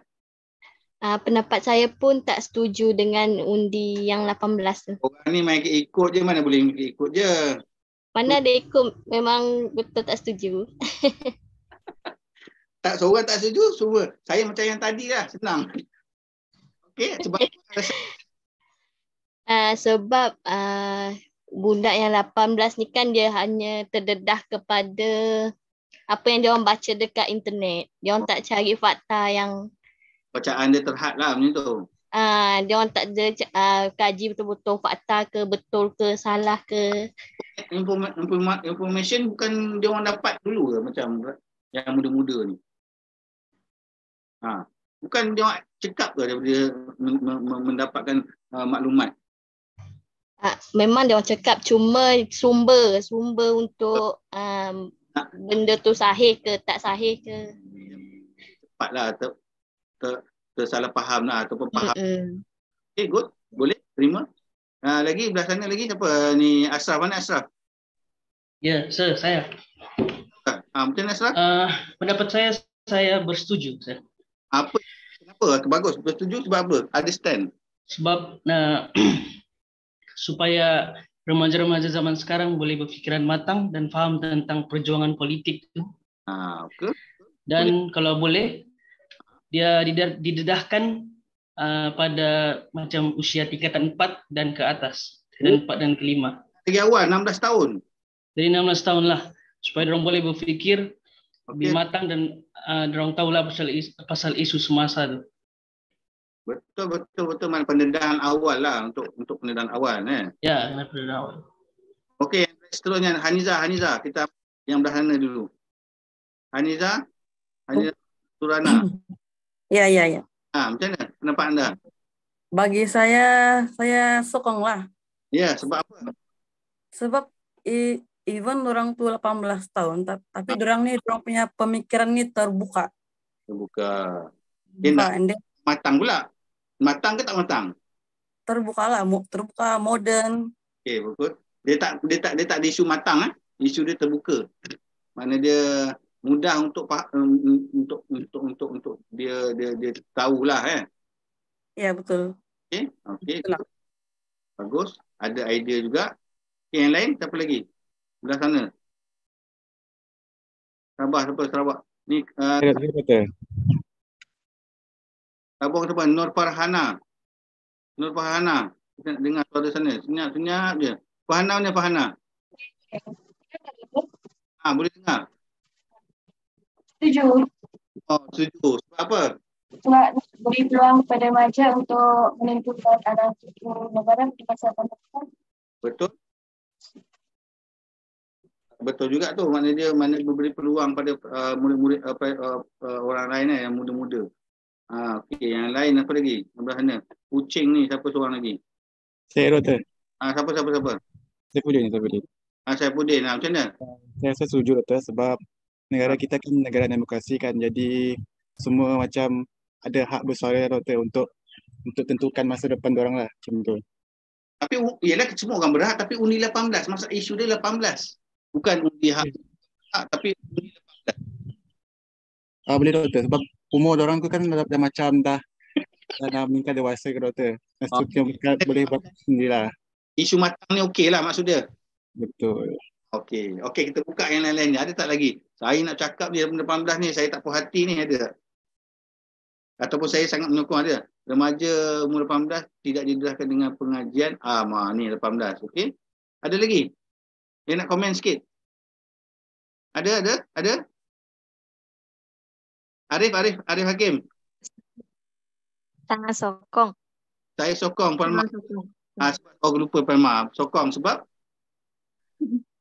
Sebab umur 18 ni kan dia perlu ada kesedaran pentingnya politik sebab kan pemimpin ni sangat memberi impak kepada kehidupan kita.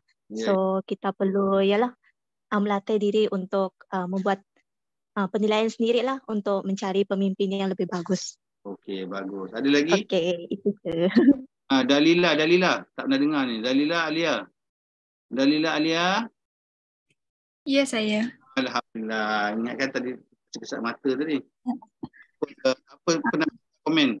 Pendapat saya lah tak setuju kalau umur 18 tahun dah boleh mengundi sebab diorang ni masih lagi berdarah panas lah. Macam dia manusia memang berdarah panas. Dia manusia memang berdarah panas. Alah, dia macam dia masih dalam kekeliruan mencari kekeliruan identiti. So macam mana dia orang nak decide untuk yang lagi besar kalau untuk diri sendiri pun dia orang masih teragak-agak. Betul. Ada asas juga cakap tu. Okey, Nurin Ainul. Saya petik je ni nama-nama yang saya rasa tak pernah dengar. Saya. Apa dia? Apa pendapatan anda? Saya setuju sebab budak-budak zaman sekarang 18 tahun dia orang dah boleh berfikir open-minded dan matang. Diorang boleh tentukan keputusan dengan betul lah. Lagipun kalau kebanyakannya kalau kita tak bagi 18 tahun, kebanyakannya yang dah berumur, pengundi yang berumur ni diorang terlalu obses dekat parti politik yang mereka undi daripada awal lagi. So, kalau undi daripada awal, siapa nak ubah negara? Semangat tu. Hari tu mengundi ke tak mengundi? Mengundi. Alhamdulillah, itu yang kita nak dengar. Rifhan. Siapa Rifhan ni? Ada orang ni tak? Rifhan? Tengah sarapan ke apa? Lain tak stabil. Okey. Nur Amina. Nur Amina. Ada Nur Amina? Mana orangnya? Okey, Siti Nur Amira. Boleh dengar? Saya. Apa pendapat anda? Bagi saya setuju je. Setuju je? Oh, ini bagus ni orang macam ni. Setuju je. Sebab apa setuju je? Sebab bagi saya remaja umur 18 ni berhak untuk memilih juga. Berhak untuk memilih. Okey, good. Bagus. Faris Fitri. Mana Faris? Lain tak okey juga? Saya lain sangkut lah. Sangkut. Apa pendapatan anda? Pendapatan saya Pendapat. Apa soalannya tadi? Saya tak apa nak. Anak undi 18. Oh ya, okey. Bagi saya bersetuju. Sebab? Sebabnya kata apa 18 ni kira dah besar lah kan, 18. Lepas tu sampai bila nak 22 kan dulu 23 nak sampai tahap tu untuk mengundi. So kita kena buat 18 lah. Bila lagi ramai mungkin itu je lah. Good, baru banyak menyokong. Rafiza dah okey dah? Line? Rafiza? Ada? Okey, good. Ada lagi nak yang nak komen? Hanis ada, Hanis. Hanis dah dengar suara Hanis. Ya, saya. Apa? Apa komen anda? Saya setuju dengan undi 18 sebab bagi saya undi 18 tu umur 18 tu lepas diorang dah habis SPM, diorang ada yang dah kerja, ada yang sambung belajar, ada pelbagai. So macam diorang semua ada hak orang yang bekerja, diorang dah ada pemikiran yang matang lah sebab pengalaman kan. Ya. Okey, dalam isu kita ni ada yang mengatakan 18 tu tak matang, dia kata yang lah matang. Jadi kematangan tu ni siapa kata undi 18 ni? Bagi saya undi 18 tidak wajar kerana masa tersebut remaja baru keluar sekolah dan masih kurang cakna dengan situasi negara. Okey, betul. Semua yang jawapan anda semua adalah betul. Tak ada salah, tak ada kurang. Jadi dalam kita berdebat ataupun kita mencari persamaan, isu yang anda utarakan semuanya betul. Masalah matang, yang tak setuju sebab senang dipengaruhi. Kalau yang setuju pula memberi peluang pada undi. Jadi sebagai itulah kita nak beri fahamkan, itulah peranan kerajaan. Diorang telah perdebatkan di parlimen, bukan 1 hari 2 hari macam kita cakap ni. Dia ada perdebatkan lama, dibahaskan. Jadi diorang dah menetapkan bahawa undi 18 ni berdasarkan negara-negara lain. Adakah undi 18 Malaysia saja? Tidak. Dia mengambil global. Jadi kita macam ada juga yang mengatakan kalau kita tak bagi 18 tu peluang, dia orang pun tak ada peluang untuk merasai dan bersama-sama rasa belonging pada negara. Dari sudut pengaruh tu biasanya umur 18 biasalah dia akan dipengaruhi, yang biasanya dipengaruhi oleh siapa? Biasa pengaruh siapa? Ibu bapa. Ibu bapa, keluarga tu biasalah. Semua orang macam tu. Mak ayah dia mesti cakap, kau mesti undi ni, kau mesti undi kau. Jadi tak kisahlah. Jadi yang penting isunya sekarang adalah semua keluar mengundi. Keluar mengundi. Kita tak nak ada satu doktrin ataupun pemikiran yang mengatakan tak undi ke tak undi sama je. Nanti tak ada kesan pun. Macam tu juga. Kita nak tak faham bahawa, memahamkan bahawa satu undi adalah sangat penting. Satu undi, walaupun satu undi. Jadi kita nak semua yang 18 ni faham, undi apa terpulang pada individu. Terpulang pada pengaruh dia. Bukan semua sebenarnya dari kematangan kita tahu bukan semua akan mengundi mengikut pengaruh-pengaruh tertentu, tidak. Remaja ataupun biasa yang ada informasi, dia melihat. Sebab tu sekarang ni bila masa nak mengundi, orang keluarkan macam-macam, keluarkan pelbagai isu. Tapi isu yang kita menilai lah. Sebenarnya orang boleh menilai. Dia isu yang diwujudkan, adakah benar ke tak benar. Berdasarkan pada maklumat yang di sekitar kita. Sampai kan ada masa ketika tu dia buat forum-forum untuk remaja. Ada tak masa tu? Siapa yang join? Ada tak join? Forum-forum tentang bawah 18 ni ada? Ada tak hari tu masa nak mengundi tu? Dia buka satu forum-forum berkenaan dengan undi 18 ni supaya join untuk tahu keadaan politik negara. Ada tak? Kalau dekat yang mana? Kalau dekat TikTok tu yang ada tu Fahmi Rizal, kalau perasan dia cakap pasal demokrasi apa semua tu. Betul. Jadi secara tak langsung sebenarnya kita mendedahkan dia orang sayang kepada negara, bersemangat untuk bersama-sama membentuk negara. Maknanya dia memberitahu undi adalah sangat penting dan undi kita adalah setiap 5 tahun sekali. Jadi kita menghargai dan memahami dan berdasar persekitaran luaran. Kalau kita sebut tentang pengaruh, masalah umur 20 pun ada yang tak matang lagi kan. Jadi ini satu persoalan yang telah diberdebatkan di parlimen. Maka undi 18 ni kalau ikut dari keperluan untuk tekanan semasa rasanya memang boleh sangat diwujudkan. Dan 18 tahun ni sekolah masih bersekolah ke sekolah tingkatan berapa sebenarnya? Form 18. Masuk form 6. Bukan sekolah di sekolah lah tentang 5. Kita tak usik tentang 5 ke bawah. 5 ke bawah ya. Yang itu lagi teruk, dia mudah dipengaruhi. Tapi tingkatan 6 ni dia dah pemikiran dia dah ada apa dia punya stand dia sendiri, walaupun ada 2-3 orang tu biasalah kan. Tapi yang kalau di universiti lagilah dia ada stand. Jadi kita mengharapkan Undi 18 ni berjaya lah akan datang. Kita tengok pula yang PRN kali ni. Ada berapa negeri PRN ni? 6 buah. 6 buah negeri. Okay. Jadi PRN pun dah harap akan datang Undi 18 ni pun turun dan memberi sokongan. Undi apa terpulang pada dia. Yang penting kita nak tahu dia rasa belonging kepada negara ni. Okey, kita dah bincang sekali secara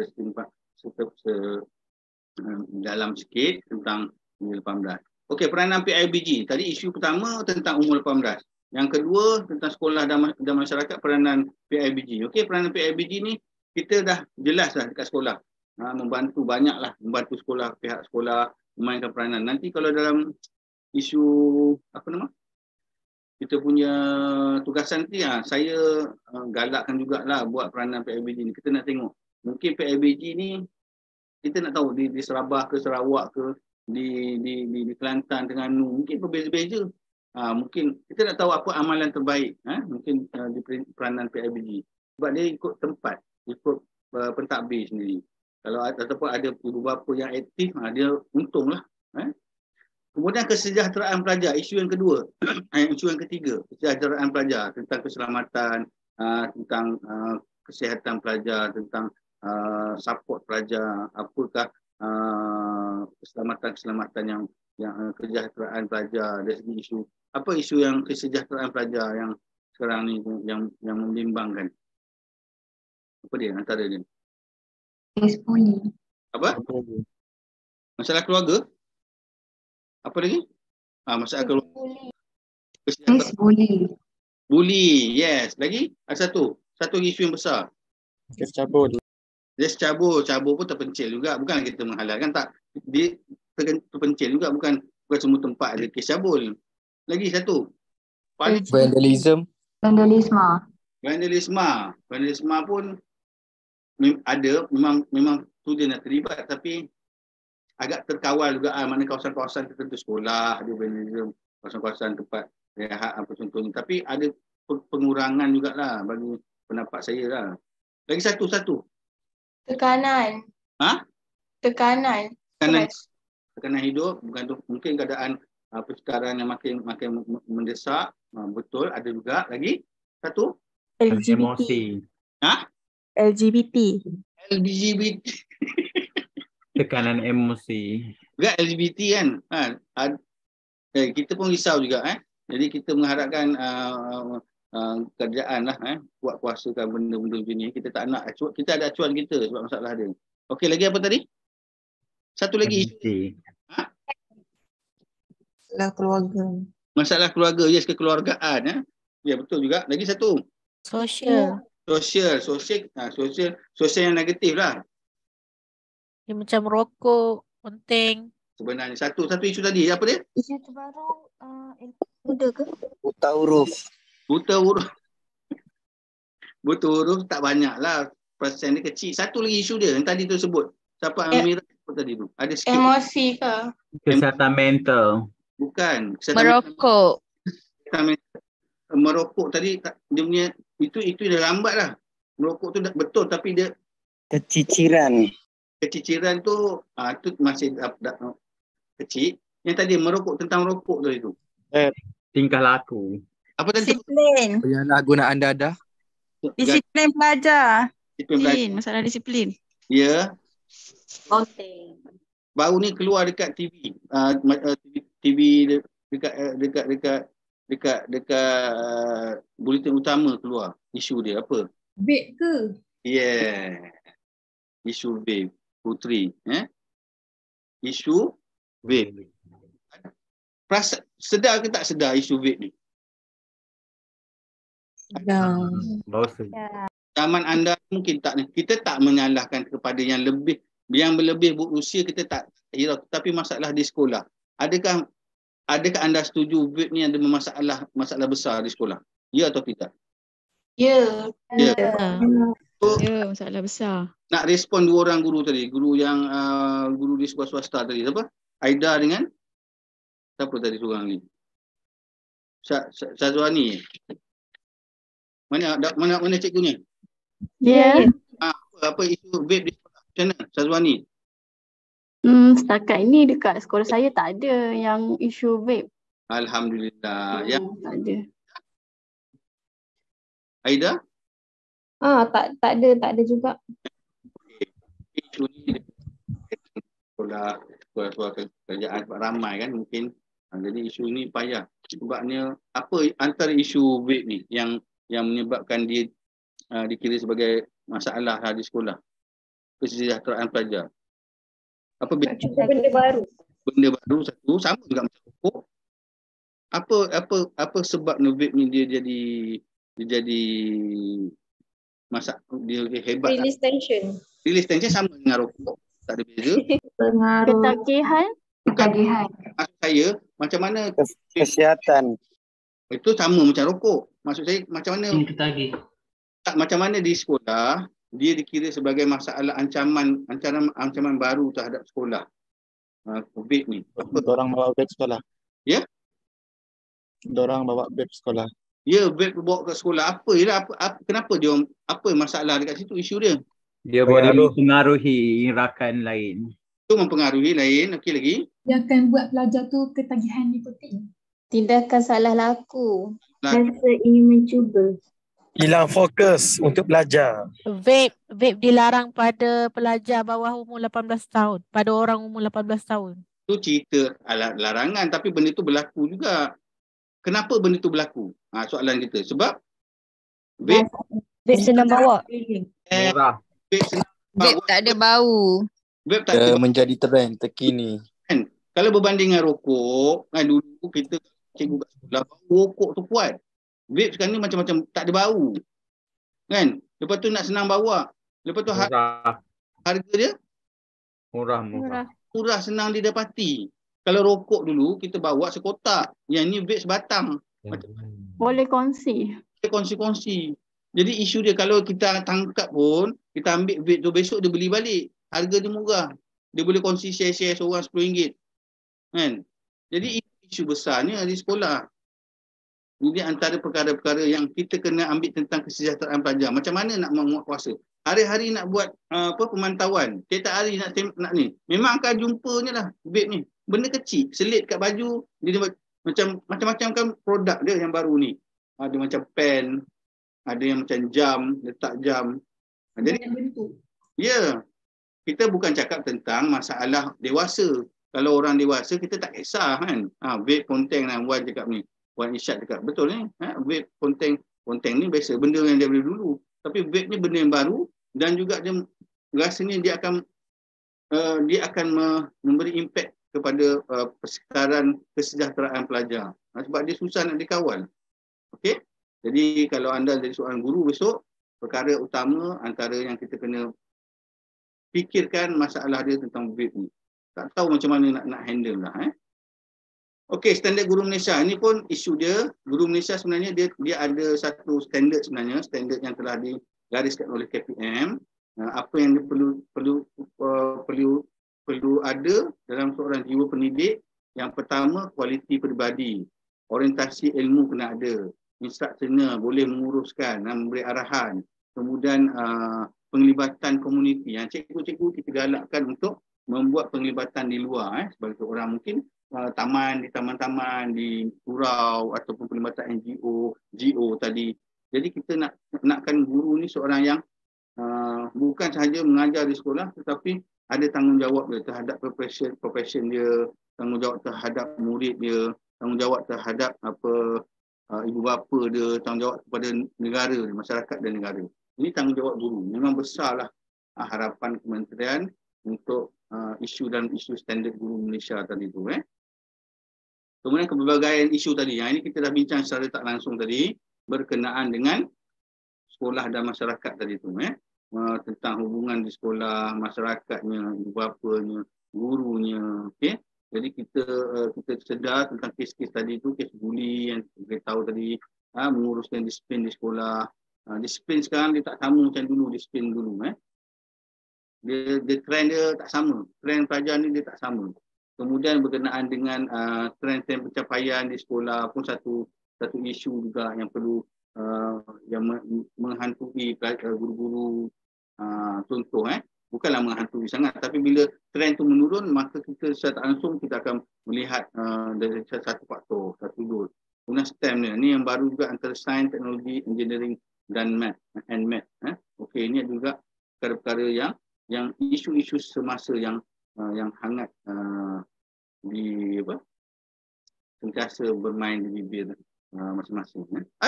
Habis dah. Sekian. Terima kasih. Jadi apakah isu yang apakah perkara yang kita bincangkan semua dalam tajuk ni? Boleh beberapa orang ringkaskan? Kepelbagaian isu, Doktor. Kepelbagaian isu berkenaan dengan masyarakat dan sekolah. Sekolah, okey. Literasi politiknya, peranan ibu bapanya, kesejahteraan pelajarnya, standard gurunya, kemudian isu-isu berkaitannya. Apa yang kita nak sentuh kat sini, isu ni bukanlah kita nak condemn, tetapi kita tak boleh lari. Jadi seorang guru, kita tak boleh lari dari isu-isu ni. Isu standard guru Malaysia. Seorang guru mesti menghasilkan kualiti peribadi yang mulia ataupun kualiti peribadi yang tinggi sebagai seorang guru dari aspek-aspek yang dikendaki. Kemudian dari segi kesejahteraan pelajar, kita pun tak boleh menidakkan pelajar perlu mendapat kesejahteraan dari sudut persekolahan dia, persekitaran dia, pembelajaran dia. Jadi apa yang kita harapkan dari segi peranan PIBG pun sama. Kita mengharapkan PIBG di sekolah berlangsung. Apa yang berlaku sekarang peranan PIBG? Kalau di sekolah mesyuarat PIBG, apa yang berlaku? Siapa yang pernah pergi mewakil mak ayah dia kat PIBG? Ataupun ada sekarang ibu bapa yang jadi ibu bapa kan pergi mesyuarat PIBG anak. Apa dia? Apa berlaku? Perbincangan berkenaan inilah fasiliti macam tu lah dekat sekolah. Persetujuan bersama. Fatin pergi ke pergi mesyuarat PIBG? Saya pergi wakil parents yang sekolah adik saya. Bagus ni kakak ni Jadi dari segi ini sekolah mana? Adik tu sekolah kat mana? Sekolah Wataniah dekat Macang, Kelantan. Kelantan. Jadi penglibatan ibu bapa ramailah datang mesyuarat PIBG. Ramai. Itu ramai sebab lepas datang mesyuarat tu boleh bawa anak balik. Tak boleh sebab minggu tak balik masa tu. Kalau tak balik bagus. Kadang-kadang sebab ramai tu sebab dia nak bawa anak dia balik. Jadi tak nak dia datang juga. Tapi yang datang sekolah harian ni, ramai tak dia punya penyertaan ibu bapa? Siapa yang pernah respon? Ada tak yang nak respon? Mesyuarat PIBG ada. Nurul Asma? Ramai je. 2-3 orang je, tak adil biasa. Ramai je Jadi kalau ramai respon dia, anda pernah melihat pergi ke sekolah, alhamdulillah. Jadi kita nak tengok juga sejauh mana di sekolah peranan PIB itu berlangsung juga. Begitu juga yang tadi undi 18, isu-isu dia, isu semasa. Jadi dalam arti kata sebenar, kita mengharapkan sekolah dan masyarakat ni berlaku dengan isu-isu dapat ditangani dan juga isu yang mana yang perlu kita beratkan, kita titik beratkan. Okey, alhamdulillah. Ada soalan tak sambil tu? Ada pernyataan ke kita nak bincang? Doktor. Ada. Nak tanya pendapat doktor. Doktor, apa pendapat doktor berkenaan undi 18 juga? Saya. Bagus Saifuddin. Jadi macam tadi saya punya pendapat saya macam tadilah. Macam tadi sebenarnya undi 18 ni kita dah diperbahaskan oleh dalam parlimen. Kemudian dari sudut matang tak matang ni sebenarnya kematangan tu boleh dijelmakan sebenarnya dari segi sudut pengaruh murid. Pengaruh tu biasalah, pengaruh tu akan lebih kepada persekitaran dia. Contohnya ibu bapa, anak adik-beradik. Kita memang tak boleh Tak boleh lari. Even kita dah besar pun kita ada pengaruh juga dengan ibu bapa. Betul tak? Cuma dari segi sudut seolah-olah kita macam memaksa anak tu pengaruh ikut kita. Tapi benda tu berlaku juga. Dah dewasa pun berlaku juga. Jadi bagi pendapat saya personal tu, untuk 18 ni, untuk isu memberi satu, kadang-kadang dalam erti kata kita membuat kesilapan kan. Mungkin dia boleh buat kesilapan. Maksud dia menanda silap parti yang dia nak. Jadi dia melakukan, dulu aku buat macam ni, kali ni aku nak ubah. Jadi dia ada satu sebab untuk dia, kadang-kadang kita kata belajar daripada kesilapan. Kalau kita tak buat silap, mana kita nak tahu kesilapan dia? Faham tak? Itu pendapat saya lah. Jadi tak ada isu 18 sebenarnya. Isu 18 ni sebenarnya bagi saya yang penting kita nak isu pengundi dan juga 18 keluar mengundi. Kita nak meninggikan peratus datang mengundi. Itu yang penting. Bukan undi siapa, yang penting peratus keluar mengundi kita nak tinggikan. Okey? Faham? Itu pendapat saya lah personal. Yang penting peratus keluar mengundi perlu tinggi. Sebab tu statistik lepas mengundi tu dia keluarkan berapa orang peratus. Setiap bangsa, setiap umur, peringkat umur, kategori umur, dia keluarkan statistik tu supaya tengok peratus keluar mengundi ramai ke tak ramai. Undi apa terpulang pada masa-masa. 18 yang penting. Umur 18 pun terkejut juga dia orang. Ramai yang keluar mengundi sebenarnya. Okey. Sini dah azan. So, apa kata kita berhenti dalam setengah jam. Lepas pukul 5, kita sambung balik. 5.10. Boleh? Boleh? Boleh. Okey, boleh. Boleh. 5.10 nanti, 5 minit. Kurang setengah jam. 5 minit kita masuk. Saya akan cerita tentang tugasan. Lepas tu malam nanti saya bagi amanah untuk kamu lengkapkan. Okey, kita jumpa 5.10 nanti. Okey, terima kasih. Terima kasih. Terima kasih. Terima kasih.